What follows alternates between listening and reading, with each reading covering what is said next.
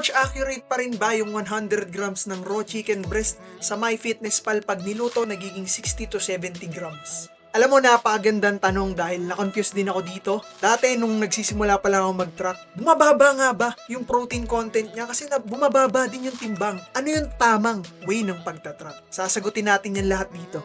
So meron tayo ditong 1 kilong lean ground beef.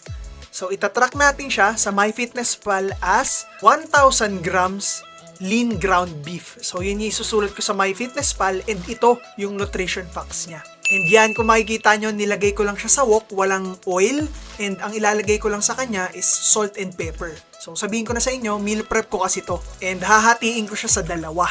So pwede ko siyang iulam for 2 days and hahaluan ko lang siya ng cabbage, carrots, pwede ring haluan ng egg. Very versatile siya and kung ano-anong spices pa.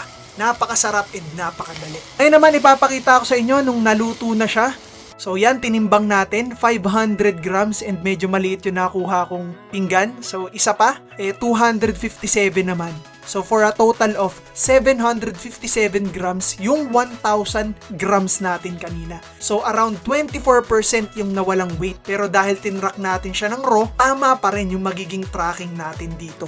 So yan, sa case ko, 1,520 divided by 2, that is 760 calories with around 105 grams of protein. Yan ang magiging pagkain ko. And oo nga pala, kung gusto mo matuto sa pagtatrack, meron akong workout program kasama na yung nutrition plan na kung saan pinakita ko paano mag-track, ano yung mga food na kakainin mo, including dyan yung mga condiments and mindset na rin. And syempre yung workout program along with the proper progression para maganda yung maging result mo dyan sa fitness journey mo. So yun lang, sana nakatulong sa'yo tong video na to.